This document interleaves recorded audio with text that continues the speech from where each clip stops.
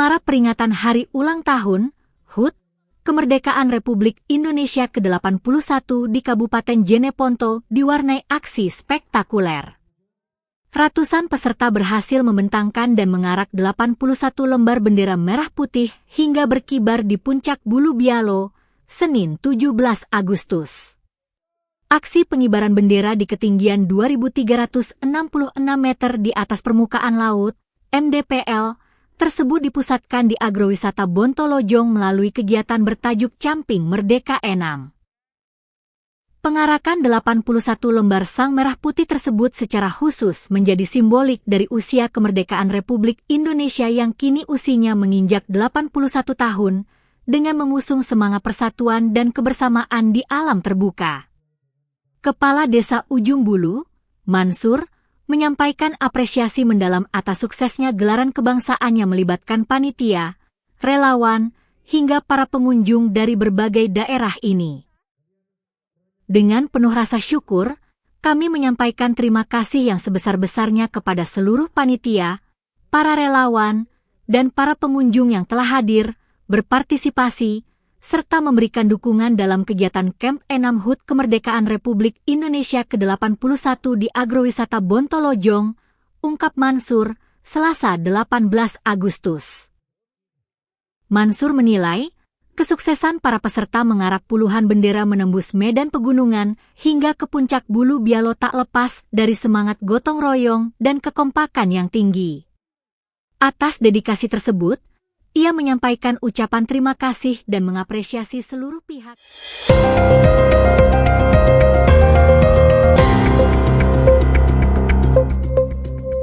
Pemerintah Kota, Pemkot, Makassar mendorong perusahaan peserta Makassar Job Fair membuka akses kerja yang lebih luas bagi penyandang disabilitas.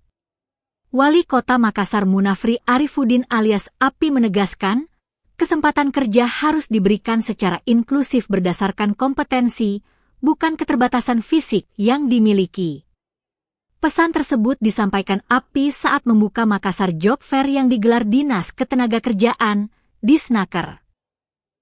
Kota Makassar di Pinisi Pond Mall, Jalan Metro Tanjung Bunga, Makassar, Rabu 19 Agustus. Diketahui, agenda ini digelar selama 2 hari sejak Rabu 19 hingga Kamis 20 Agustus 2026 besok.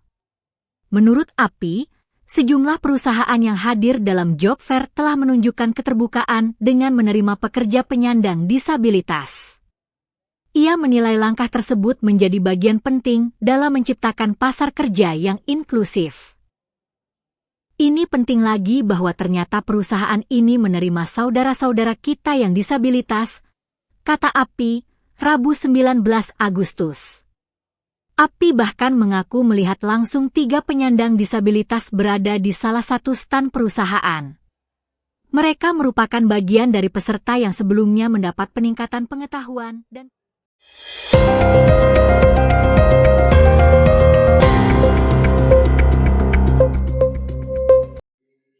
seorang guru berstatus pegawai negeri sipil, PNS, di Kabupaten Takalar, Sulawesi Selatan, diamankan polisi terkait dugaan perekaman tersembunyi terhadap seorang mahasiswi yang sedang menjalani kuliah kerja nyata, KKN.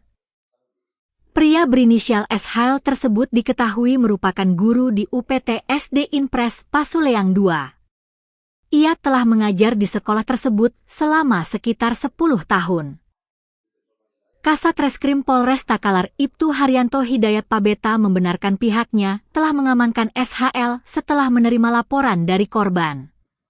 Betul, terduga pelaku sudah kami amankan di Polres Takalar karena diduga merekam seorang mahasiswi, kata Haryanto. Penanganan kasus tersebut dilakukan Unit Perlindungan Perempuan dan Anak, PPA, Satreskrim Polres Takalar. SHL diamankan pada Sabtu 15 Agustus. Korban diketahui merupakan mahasiswi perguruan tinggi negeri asal Makassar yang tengah menjalani program KKN di wilayah Kecamatan Patalasang, Takalar.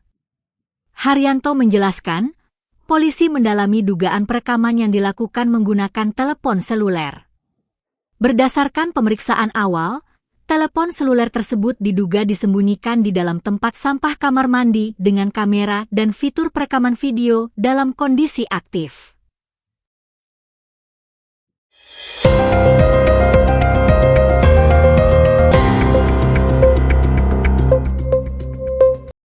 Wali Kota Makassar, Munafri Arifuddin alias Api, meninjau langsung progres pembangunan jembatan Kaccia yang berada di Kampung Ujung Kaccia, Kelurahan Barombong, Kecamatan Tamalate, Rabu 19 Agustus.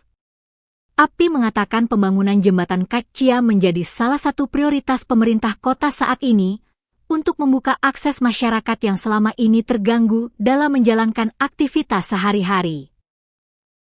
Pembangunan jembatan penghubung sangat penting untuk membuka isolasi warga yang selama ini kesulitan akses akibat jalan atau sungai yang memutus mobilitas harian, ujar Api. Jembatan yang selama puluhan tahun tidak mendapat perbaikan dan kondisinya telah lapuk tersebut kini mulai dibangun secara permanen oleh pemerintah Kota Makassar melalui alokasi anggaran pendapatan dan belanja daerah (APBD) tahun anggaran 2026. Jembatan tersebut menjadi akses penting bagi masyarakat karena menghubungkan wilayah permukiman antar RW yang selama ini mengalami keterbatasan akses akibat kondisi jembatan yang selama ini berpotensi menimbulkan resiko. Menurutnya, keberadaan pembangunan jembatan tersebut bukan sekadar infrastruktur penghubung antar wilayah, tetapi juga menjadi akses vital bagi aktivitas ekonomi, pendidikan hingga pelayanan kesehatan masyarakat.